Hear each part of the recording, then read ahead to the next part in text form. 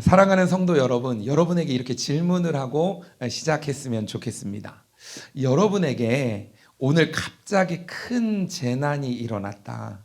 그래서 그 가운데 살아남게 된다면 여러분은 가장 먼저 무엇을 하시겠습니까?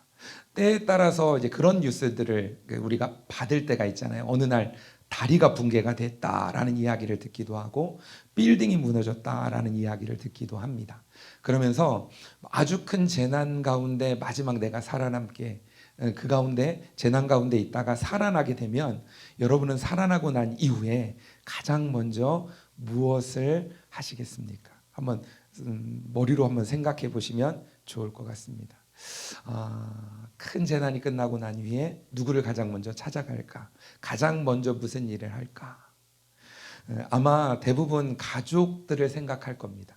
나의 사랑하는 가족들, 그리고 가족들을 찾아 나설 겁니다. 그리고 우리 집은 잘 있는지, 때로는 어떤 분은 보험회사에 연락을 해서 어떻게 알아보기도 한다라는 이야기도 하고, 어쩌면 휴대폰부터 충전해서 뭔가 내가 연락을 하거나 뭔가 할 수 있는 부분들을 찾기도 합니다. 우리에게 가장 소중한 것이 무엇일까? 어떤 급한 일, 엄중한 일, 생각지도 못한 일이 일어났을 때 그때 나는 무엇을 먼저 찾을 것인가? 근데 오늘 노아의 모습은 좀 달랐습니다. 창세기 8장은 인류 역사상 가장 큰 재난이 끝난 장면입니다. 홍수가 일어나게 되어지고 그 홍수가 그치고 난 이후에 있었던 사건에 대한 이야기입니다. 홍수가 무려 1년 동안 지속이 되어집니다. 모든 것들이 다 물로 멸망하게 되어지는 일들이 벌어지게 됩니다. 어떻게 보면 집도 없어지고 삶의 터전도 없어지게 됩니다.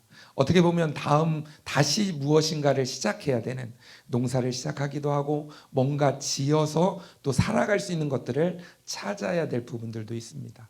아마 내리자마자 먹을 것이 또 충분하지 않은 상황들이 놓여져 있을 겁니다. 그런데 놀랍게도 노아는 제일 먼저 나오면서 했던 일이 있습니다. 오늘 20절 말씀에 보면 이렇게 표현하고 있습니다. 노아가 여호와께 제단을 쌓고라는 단어가 나옵니다. 노아가 무슨 일을 해요? 여호와께 제단을 쌓고라고 이야기하고 있습니다. 집보다, 농사보다, 생계보다 먼저 누구에게요? 하나님께 제단을 쌓는 장면입니다. 지금으로 이야기하면 예배를 드리는 모습이 나와 있습니다. 자, 그렇다면 노아는 왜 그렇게 했을까요? 왜 노아는 제일 먼저 나오자마자 하나님께 제단을 쌓고 하나님께 예배를 드렸을까요? 어쩌면 오늘 우리에게도 이런 질문을 하나님께서 하실지도 모른다는 생각이 듭니다. 너희 인생에서 가장 먼저 하는 일이 무엇이냐? 너는 너의 인생에서 가장 중요한 것이 무엇이냐? 그것이 무엇이냐고 어쩌면 여러분에게 묻고 있을지도 모르겠습니다. 오늘은 노아의 모습을 통해서 한 3가지 정도로 한번 살펴보려고 합니다. 첫 번째로 구원받은 사람은 먼저 하나님께 예배함으로 나아갑니다. 구원받은 사람이 제일 먼저 하는 게 뭐냐면 예배자로 나아가게 된다는 거죠. 방금 우리가 읽었던 것처럼 창세기 8장 20절에 방금 이렇게 얘기하잖아요. 노아가 여호와께 제단을 쌓고라고 말씀하고 있습니다. 어떻게 보면 제단이라는 단어가 지금 처음 나오는 단어입니다. 근데 제단이라는 단어 안에는 어떤 의미가 포함되어 있냐면 희생을 드리다라는 의미가 있습니다. 왜냐하면 제단을 드린다는 건 뭐냐면 희생 제물이 필요합니다. 그러니까 희생해야 되는 상황들이 있는 거죠. 그것을 통해서 하나님께 드리는 것이 바로 제단 앞으로 나아가는 겁니다. 즉 제단은 희생이 있는 곳이라고 말할 수 있습니다. 한번 생각해 보십시오. 예배는 시간이 남을 때 드리는 것이 아닙니다. 나의 삶에 가장 귀한 것을 하나님께 올려드리는 것이 바로 예배입니다. 즉 예배 자체에는 뭐도 포함되어 있냐면 희생이라는 것이 그 안에 포함되어져 있습니다. 드릴 수 있으면 드리고 상황이 안 되니까 어쩔 수 없고가 아니라 내 마음과 내 상황들을 하나님께 만드는 거죠. 그리고 이제 그 가운데 하나님 앞에 드리며 나아가는 겁니다. 노아는 왜 먼저 예배를 드렸을까요? 왜 노아는 먼저 예배를 드렸을까? 지금 뭐냐면 노아의 방주에 있다가 이제 그곳에 한 1년 정도 있다가 지금 이제 밖으로 나오는 겁니다. 이제 드디어 살아서 나오게 되어지는 상황인데, 그때 노아가 제일 먼저 예배를 드린, 제단을 쌓은 이유는 무엇이었을까? 그것은 바로 노아가 그때 이걸 느꼈을 것 같습니다.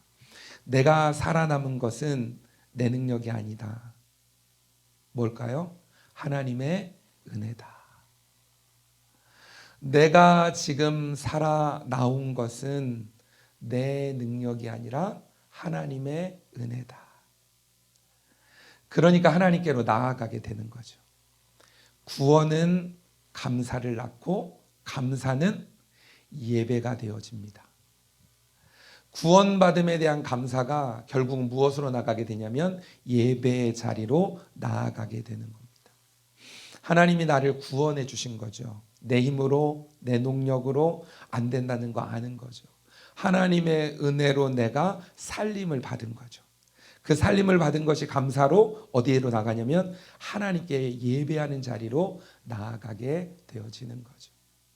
하나님이 나를 살리셨습니다. 하나님의 은혜에 반응하며 나아가는 것이 바로 예배인 거죠. 여러분, 이런 이야기를 들어보신 적 있으십니까? 한국 전쟁 당시에 많은 성도들이 피난을 갔다가 다시 돌아오게 되는 일들이 있습니다. 그러니까 자기가 있었던 곳에서 피해서 갔다가 다시 자기가 있던 곳으로 들어왔어요. 돌아와 보니까 어떻게 되냐면 모든 것이 다 폐허가 되어져 있는 겁니다.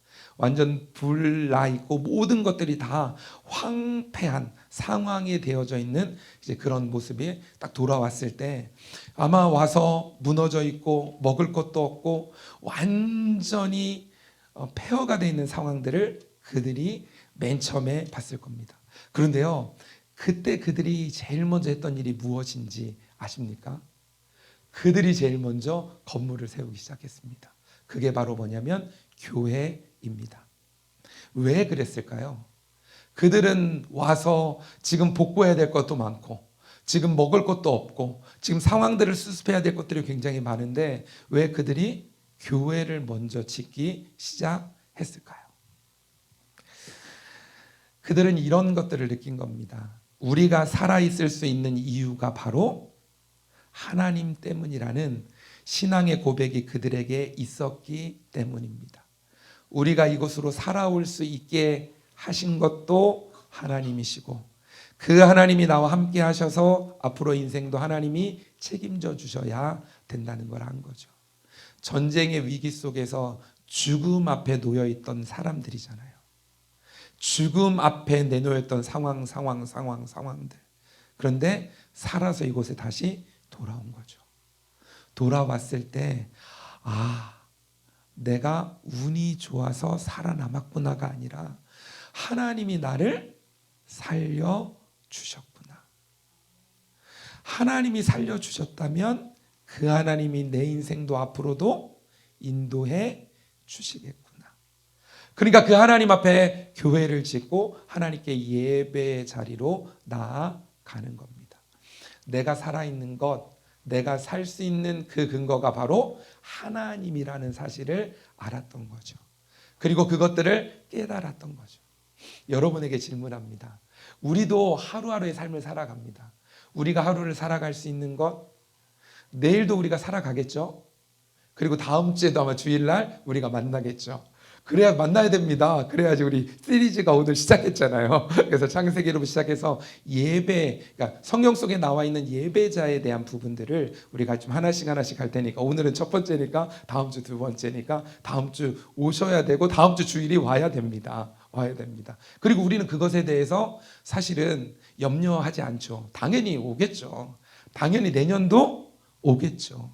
당연히 몇 년 후도 오겠다라는 생각들을 합니다. 그런데 그건 우리의 생각이잖아요.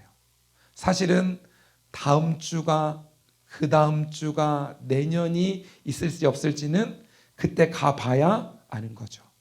하루를 살아갈 수 있는 것, 그리고 지금 이 시간에 우리의 예배 자리에 나와 있는 것, 어쩌면 우리의 마음이 막 기쁜 마음으로 예배 자리에 모인 사람들도 있을 거고 어쩌면 마음이 힘들고 어려운 상황, 그럼에도 불구하고 하나님을 예배해야 된다라는 마음 때문에 나와 있는 성도님들도 있을 겁니다.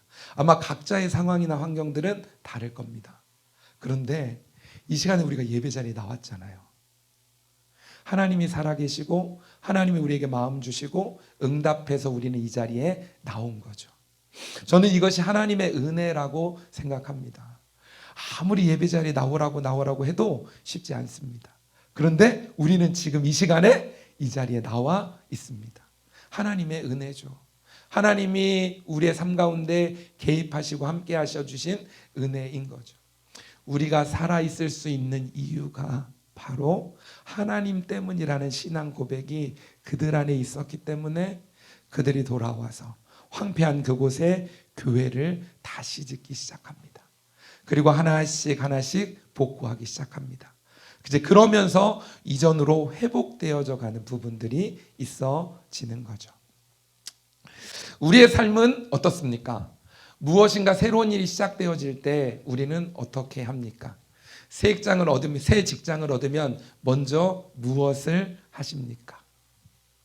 내가 만약에 새 집에 들어가게 되면 제일 먼저 여러분은 무엇을 하십니까? 새 학기 이제 새 학년이 시작되었잖아요. 새 학년이 시작되어 새 학년 학생 그래요. 그래서 새 학년 우리 학생도 있고 교수님도 있고 시작했잖아요. 시작하면서 제일 먼저 여러분은 무엇으로 시작을 하셨습니까? 노아는 오늘 이렇게 이야기하는 겁니다. 먼저 예배하십시오. 먼저 하나님의 살아계심을 인정하고 먼저 예배하십시오라고 오늘 말씀하고 있는 겁니다. 왜냐하면 지금 노아가 그 일을 하고 있는 겁니다. 제일 먼저 나와서 제단을 쌓고 있습니다. 두 번째로 감사는 말이 아니라 예배입니다. 감사는 단지 말의 표현이 아니라 예배의 표현으로 나타납니다. 단지 말이 아니라 예배로 나타나게 된다는 거죠. 구원이 감사가 되고 그 감사가 또 예배가 되어집니다. 노아는 고맙습니다라고 말만 하지 않았습니다. 제단을 쌓았습니다. 감사는 입술보다 삶으로 표현되는 겁니다. 성경에서는 감사가 언제나 예배와 연결되는 모습을 볼 수 있습니다. 시편에도 보면 이렇게 표현합니다. 감사로 제사를 드리는 자라는 표현입니다. 감사로 제사를 드리는 자. 감사함으로 그의 문에 들어가며 라고 표현합니다.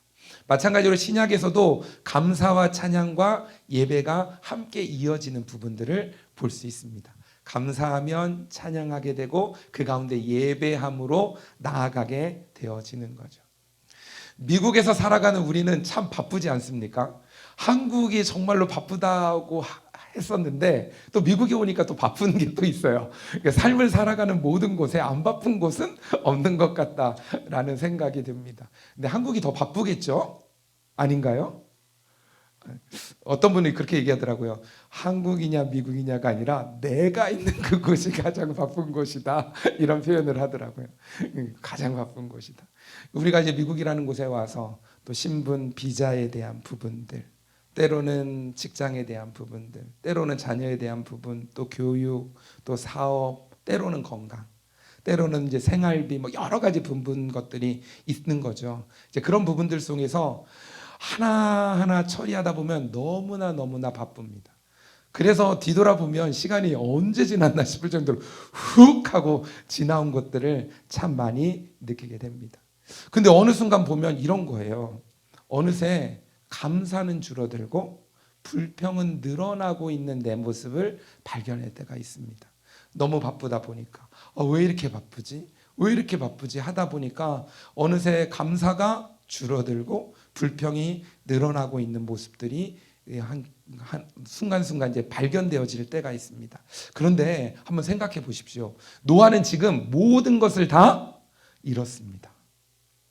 모든 것을 다 잃었습니다. 그런데 감사로 지금 제단을 쌓으며 예배자로 나아갑니다.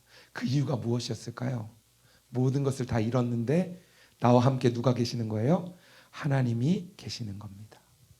그 하나님이 나와 함께 계시기 때문에 하나님께 나아갈 수 있는 거죠. 한 선교사님이 이런 표현을 하시더라고요. 감사는 가진 것이 많아서 하는 것이 아니라 하나님이 계셔서 하는 것입니다. 맞나요? 이 말이 맞나요? 가진 게 많아야 감사할 수 있나요? 가끔씩 우리 보면 그런 거 느끼지 않으세요?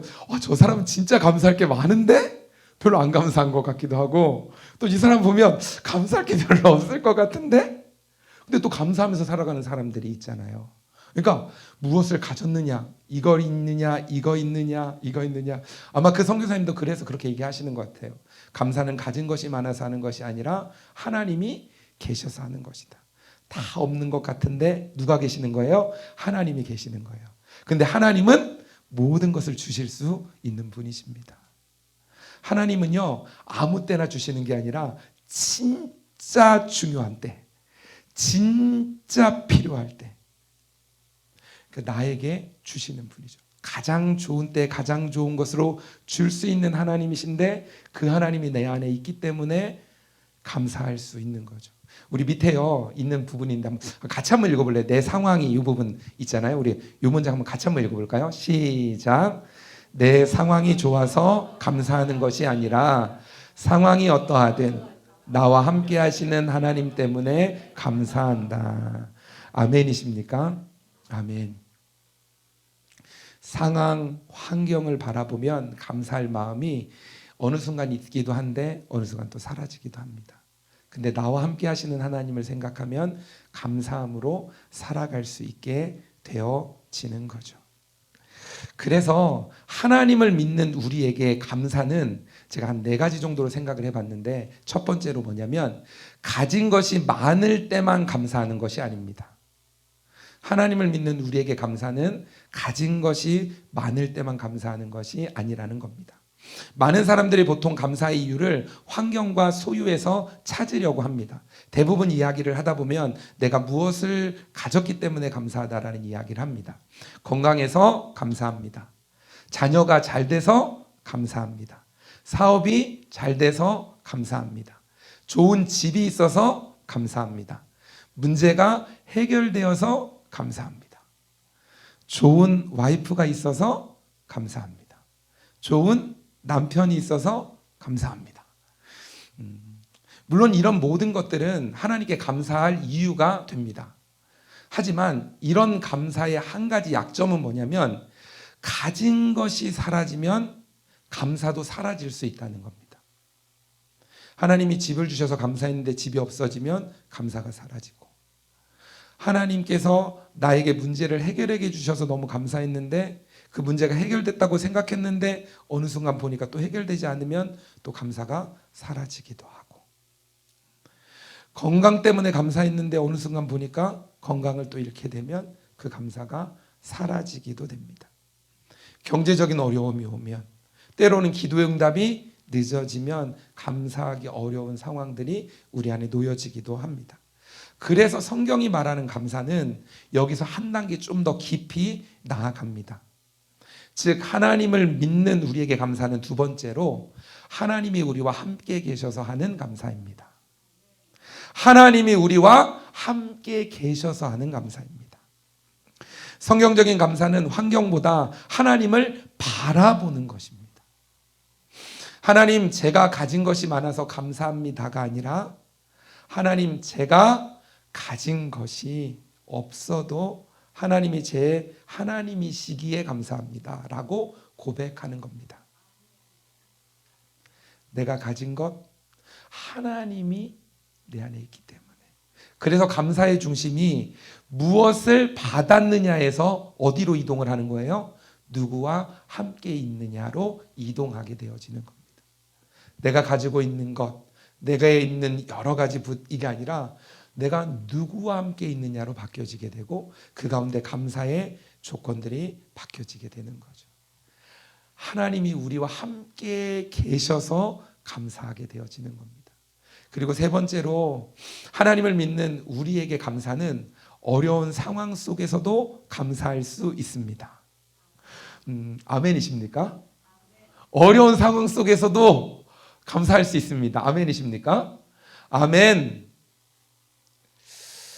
바울이 감옥에 갇히게 됩니다. 바울과 실라가 감옥에 갇혀서 한밤중에 말씀해 보면 어떤 장면이 나오면 기도하고 하나님께 찬양하는 장면이 나옵니다. 환경을 보면 지금 감옥 아닙니다. 근데 뭐 하고 있어요? 찬양하고 기도하고 있는 모습이 나옵니다.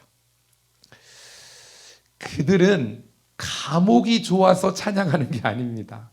감옥이 좋아서 노래하는 게 아닙니다.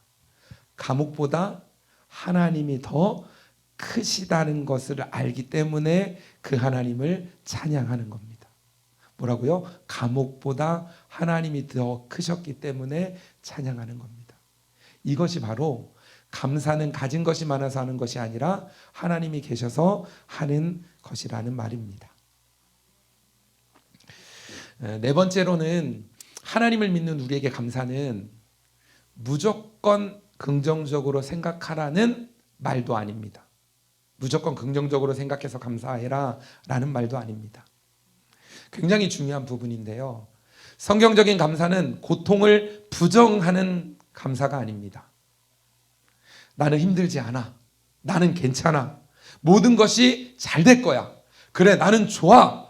라고 내 마음을 억지로 가다듬으면서 그래, 난 감사해. 해야 된다는 말이 아닙니다. 오히려 이렇게 고백하는 겁니다. 한번 보여주시겠어요? 이렇게 고백하는 거죠. 하나님, 저는 지금 힘듭니다. 무엇이 어떻게 될지 모르겠습니다. 그러나 하나님이 여전히 나의 하나님이시고 하나님이 나와 함께 계심을 믿기에 감사합니다. 이렇게 고백할 때 우리가 감사함으로 나아갈 수 있는 거죠. 상황과 환경, 때로는 힘들고 어려울 수 있습니다. 때로는 우리 앞에 놓여 있는 것들이 나에게 눈물처럼 다가오는 상황들이 내 앞에 놓여질 수 있습니다. 하지만 그때에도 하나님이 여전히 나와 함께 하시고 그 하나님이 나의 하나님이 되시기에 상황과 환경 때문이 아니라 그 하나님 때문에 감사합니다 라고 고백할 수 있게 되어지는 거죠. 그럴 때 어떤 상황 속에서도 어떤 환경 속에서도 감사할 수 있습니다. 그래서 이것을 한 문장으로 좀 정리하자면 제가 이렇게 정리를 한번 해봤습니다. 감사는 환경을 보고 드리는 반응이 아니라, 밑줄 쳐놨잖아요. 한번 읽어볼래요? 시작. 하나님을 바라보고 드리는 믿음의 고백입니다.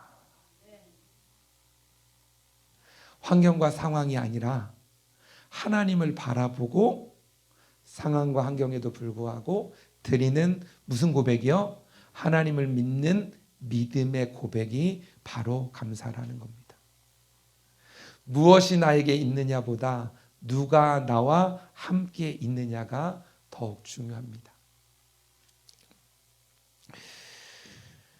사랑하는 열린교회 성도 여러분, 감사는 내가 가진 것이 많아서 드리는 것이 아닙니다.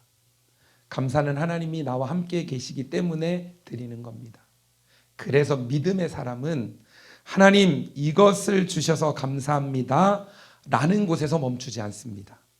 더 나아가 하나님 이것을 주시지 않았어도 하나님의 나의 하나님이시기에 감사합니다 하는 고백까지 나아가게 되어지는 겁니다.